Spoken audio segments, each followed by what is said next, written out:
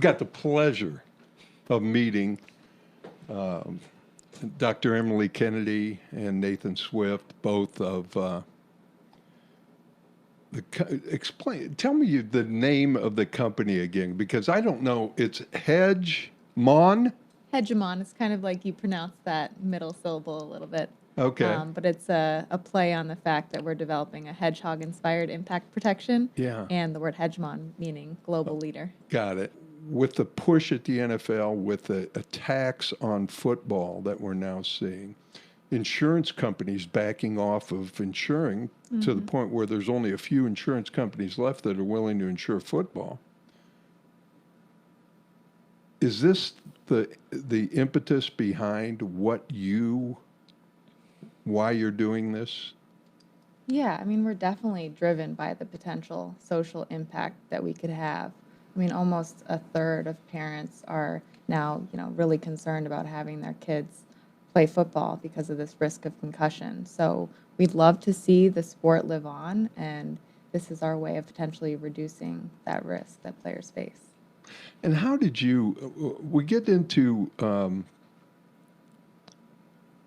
how you came up with this? The hegemon is, am I pronouncing that correctly? Yes, you are. The hegemon is actually part of that word. It's derived from hedgehog. And so you used this, I wrote it down because I wanted to remember, biomimicry? That's right. Explain that term to us. Sure. It's a new approach to innovation that involves looking at nature's best solutions and then abstracting them and applying them to technologies. So in its essence, it's innovation inspired by nature. And it was actually during my PhD degree program where I was specializing in this emerging field that the idea for this technology first emerged.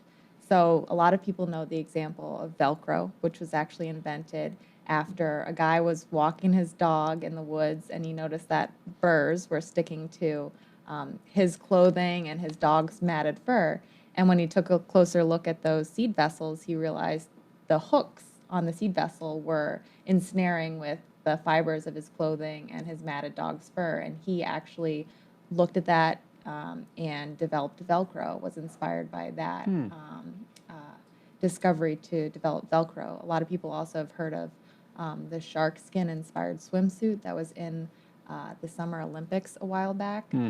Shark skin has a cool structure at a nano scale that makes the animal more hydrodynamic so they can swim faster. But interestingly, it also prevents bacteria from settling. So bacteria can't settle and then create these biofilms. So it's being applied. It was being applied to swimsuits where people who were able to purchase these swimsuits were actually performing better to the point where they needed to ban that swimsuit from the Olympics.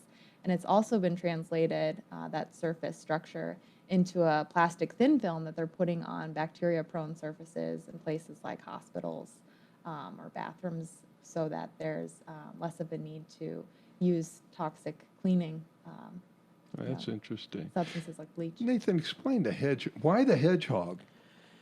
So a lot of it has to do with both the structure and the layout of hedgehog quills, or also known as spines. So for anyone who's not, familiar with the animal, hedgehogs are a small rodent, but they have a spiky covering, essentially, somewhat similar to, say, a porcupine, except that these function very differently. And that is that although they are sharp and act as a defense mechanism, they also have shock-absorbing properties. So in the wild, hedgehogs are active foragers for food and insects, and sometimes they'll climb up to heights to find that food. They also happen to fall quite often, actually, either just out of sheer clumsiness or sometimes to evade a predator such as an owl. And they'll curl into a ball as they're falling towards the ground, and those quills will absorb the shock of hitting the ground, so the animal can walk away uninjured and unfazed. And there's two components that allow these quills, which are just made out of keratin, that's what your hair is made out of, that allow them to function that way. And that is the internal structure. So each individual quill has an intricate structure of stiffeners that adjust how not only how stiff it is, but also protect it from failing. So allow an individual spine to buckle and then return back to its original form. And then the overlapping layout of all of the spines together on the animal spread the load, and it allows it to absorb an impact from pretty much any direction or any angle. So what we've done is taken those properties that we identified as the primary functional component and created a plastic liner that mimics that and functions in the same way. And then, all right, so now you look at the traditional helmet, and it's just padded. Yeah, we actually have a couple. I know, I see Did yours. you see them? Yeah, Yeah, we brought, this is like kind of a standard safety liner, but also I have a sampling of the multi-density foam that's in Right. some helmets. Yeah, as this well. is the standard from like a Rydell helmet. Okay.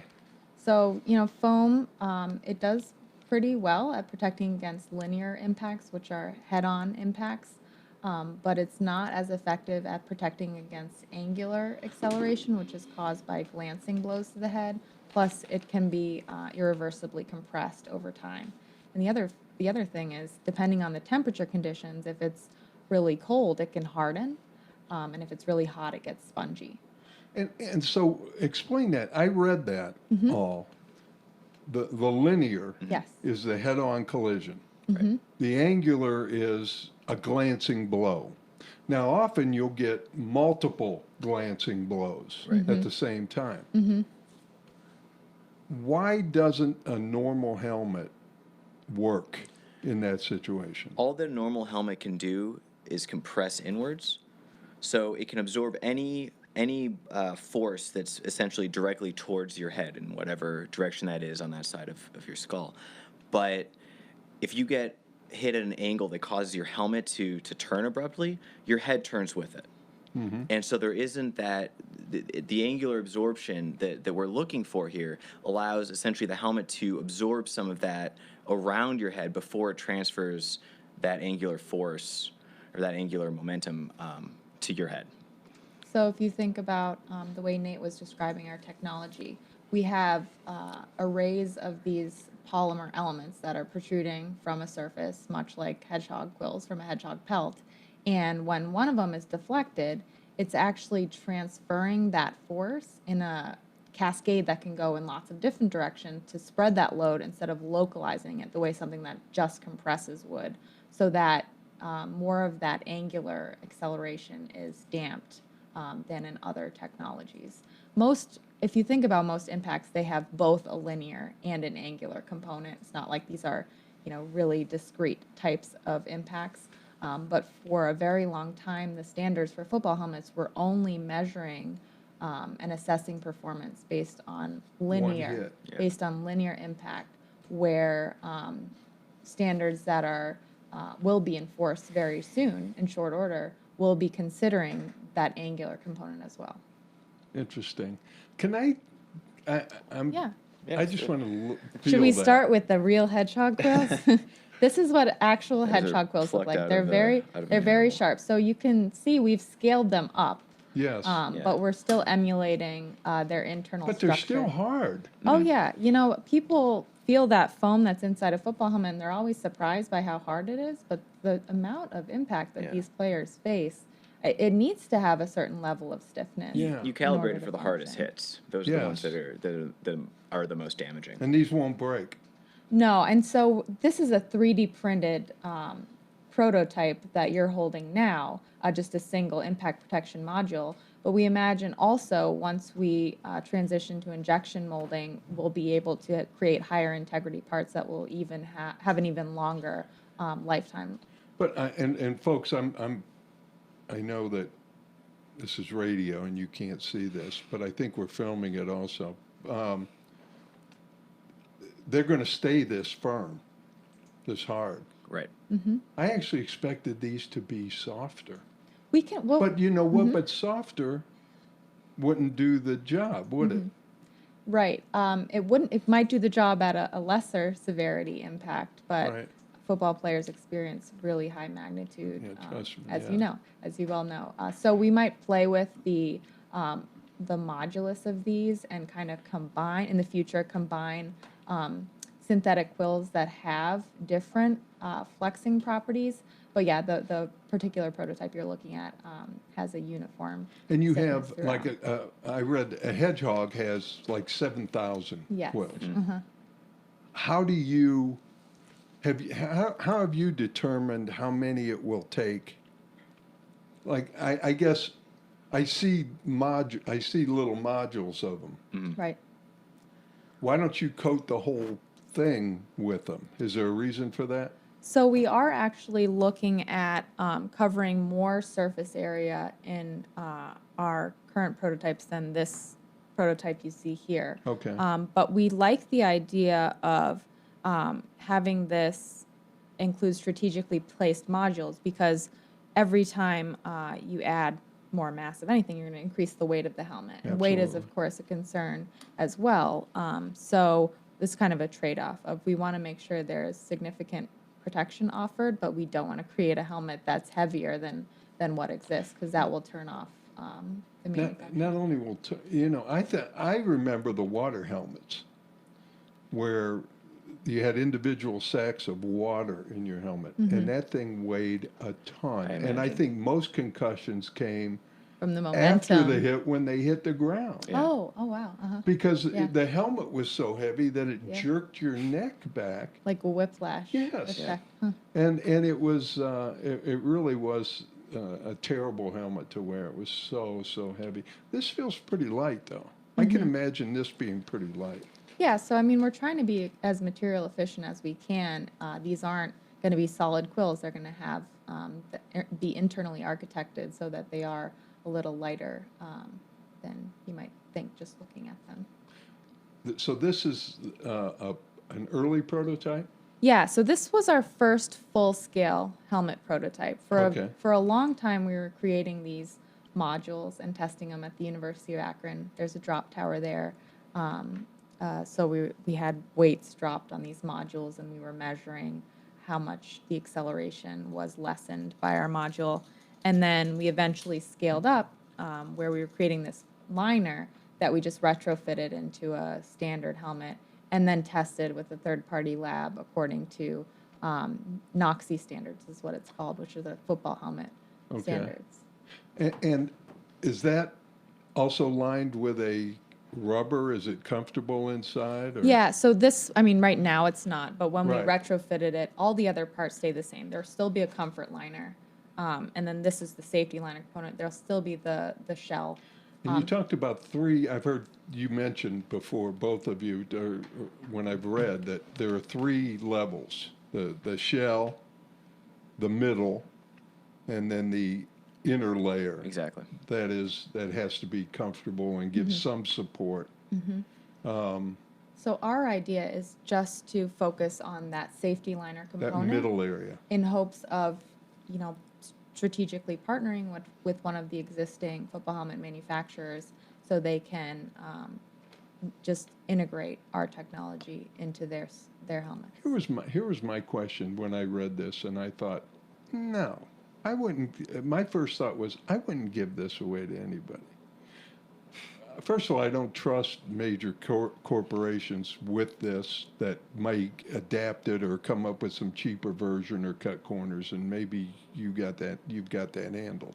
But the other part is, I also read that the University of Akron's involved in multiple helmet projects at this time. One is looking at the advancement in polymers for the shells.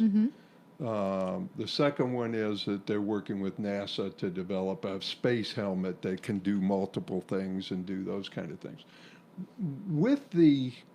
With all of the comprehensive studies going on at the University of Akron and the quality and with polymers and everything like that, have you ever thought of just doing this yourself? We have, and just based on our research and projections and everything, at this time we feel this is probably the path of least resistance to get it into the market quickly. a big issue, of course, is that this problem, this concussion issue, is very serious right now, and it needs to be solved right away. I agree. And the faster that we can get this out there, the faster we can start, solving it and helping people. Just trying to start from, essentially the ground up with each component slows that down significantly. Yeah. Both from just the technology and product side, as well as then getting that into the market and building those channels. Whereas, working with an established company skips some of those steps for us. I get it. As long as they maintain the integrity of the product. Yeah, absolutely. And we've certainly benefited, from the expertise that exists at the University of Akron in polymers. We've collaborated in polymers and mechanical engineering. So I think if there's a way to combine some of the technologies that are coming out of the University of Akron, but also take advantage of the fact that these current manufacturers have existing supply channels, maybe that would be kind of a combination approach that Yeah. would be really interesting. This is amazing to me. It's revolutionary. It is absolutely the first thing in football helmets that has been different forever. When it went from leather straps to padding, this is the first major change to helmets. And I've got to ask you, you haven't gotten to the point where it's actually a helmet yet. So no one has the NFL looked at it? Has major Big 10, Big 8, or Big 12, all these different conferences, have they looked at this? Are they aware of this? So we just did our first full-scale test fairly recently, and it was really important to have that data before we approached some of those potential co-development partners. And so we have begun those conversations now, but they're still at an early phase. But we have some preliminary interest because our data, even just with a 3D printed prototype, we were, depending on the impact velocity and the location, we were right there neck and neck. And we think that once we transition to injection molded parts, that data will improve. So yeah, there's interest, and we're hopeful that we'll be able to lock in a strategic partner to further develop this. Yeah, and so will you actually create one helmet yourself, or will you get it to the point where it's all tested and then hand it off, or license it to a major manufacturer? Or will you see it through to a prototype? I think it would be somewhere kind of in the middle, because we would remain involved with the whole development process all the way till the end, since this particular component is where our expertise is, and that's what where we've put all the development into. As far as building the whole helmet, for testing purposes, we've had to build a helmet, so that we actually have something that we can compare to the specs and to the other helmets on the market. But we've just used stock off-the-shelf parts for those. So we've essentially taken shells from your standard helmets from the sporting goods store and built ours into it so that we can just compare our liner versus the liners that they come with. Have you looked into what the University of Akron's doing with their?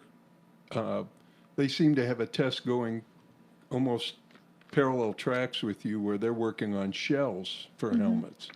I've only looked into it just a little bit. I know that there's, an idea around this where the shell would have some give, kind of like the way that your skin naturally protects you from some of these concussions, because it has some give. It's not like, as hard as some of those polycarbonate shells that you see. But I'm not super familiar with that research, no. Okay. It's interesting. What's the next steps now? How close are you to actually putting this together? Go ahead, Nate. Are you allowed to say? I wish I could say we'll have it for you next week. There's still ways to go. We're pretty close to optimizing the design itself, and now we're transitioning into the getting it ready for manufacturing stage. So making sure that it actually is feasible to build the scale that we need to, and that it will perform the same way with injection molded parts. It should, in theory, perform better.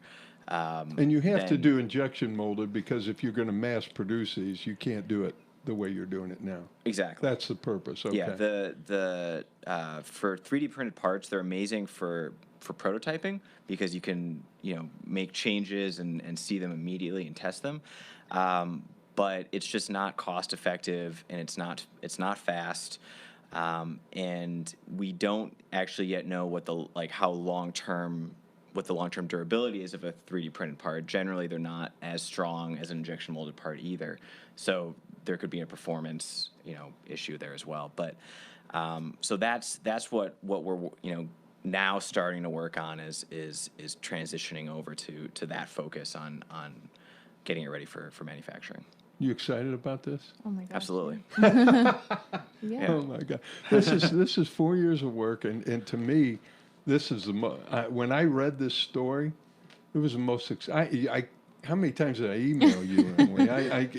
It's like, my gosh, this is revolutionary. It really, truly is, and I wish you both the best.